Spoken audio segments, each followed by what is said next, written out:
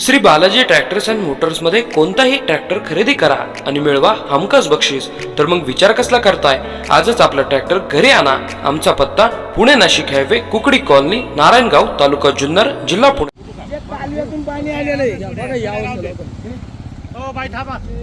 गोष्ट ही आता गेले कित्येक दिवस इथं खड्डा होता।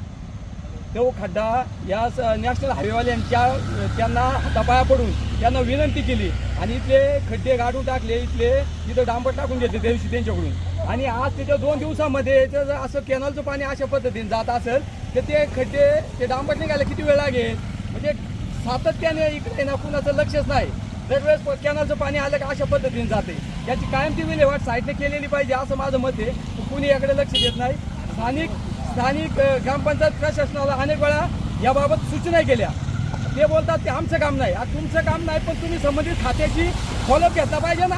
त्यांना कळवलं पाहिजे बाबा इथं अशी समस्या आहे, या पाण्याचं योग्य पद्धतीने विल्हेवाट लावा, लोकांना पाणी मिळालं पाहिजे। पण हे रोडचं काय होते, हे नुकसान होते, याच्याबाबत दाद कुणाकडे मागायचे आपण। रस्त्याच्या कडेला बंदिस्त पाईपलाईन आहे, हो। मग ते पाणी रस्त्यावर कसं? जे कोणी संबंधित लोक आहेत त्यांनी जे ते पाईप टाकले सिमेंटचे, त्या पाईपाचा व्यास कमी असल्यामुळे पाणी त्यातनं बसत नाही। त्यात दगड माती जाऊन ते चोकअप झालेले, म्हणून जे संबंधित ज्या कोणी पाईप ते टाकलेले ते मोठे पाईप टाकले पाहिजे। त्या पाईपाचा व्यास मोठा असेल तर त्यातून ते पाणी निश्चितपणे पुढे जाईल। पण त्यांची पण ती जोखीम आहे, त्यांनी पण त्यात लक्ष दिलं पाहिजे आणि ते पाईप काढून नवे मोठे पाईप टाकले पाहिजे, तेव्हा ते पाणी व्यवस्थितपणे पुढे जाईल। हे किती दिवसापासून अशी परिस्थिती?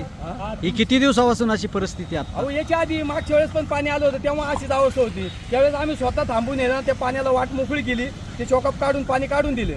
पण ते पुन्हा चॉकअप होतं कारण ते सिमेंटचे जे पाईप आहे साईडचे, ते पाईपाची साईज लहान असल्यामुळे हा सगळा उद्योग होतोय। त्याच्यासाठी मोठे पाईप टाकणं आवश्यक आहे, म्हणजे ते पाणी व्यवस्थितपणे पुढे जाईल आणि हे रोडचं जे काही नुकसान होणार आहे भविष्यात ते थांबेल।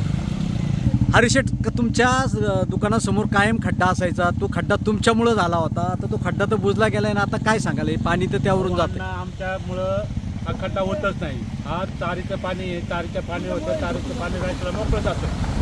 त्यामुळे लोक व्हिडिओ आमच्या नावाने बोंबला त्यात। आता काय नाही बोंबलची नाही, 5 दिवस आले नसन बोंबलं की त्या तुम्हाला हा रस्ता खाली करेल, आमचा रस्ता निम्मा आहे, आम्ही निम्मा रस्ता घालून टाकू, रस्ता बंद करून टाकू नाही आवडतं आलं तर।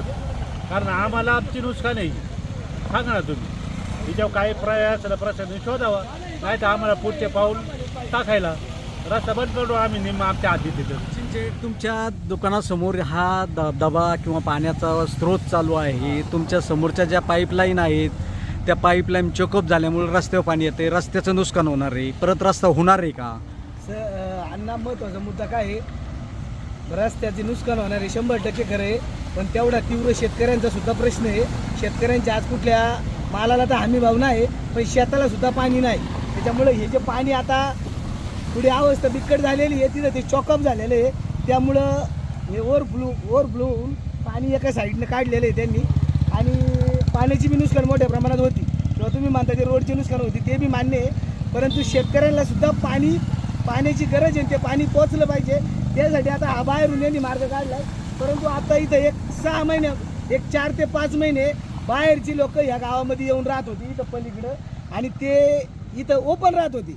म्हणजे काय असं काही त्यांचं काय पुढं, आणि त्यांचा जो कचरा ते जे काही गोळा करून आणत होते तो कचरा तिथं पडल्यामुळं त्या नळ्या चॉकअप झालेल्या आहे, आणि त्यामुळे हे पाणी हे रोडवरती आलेलं आहे।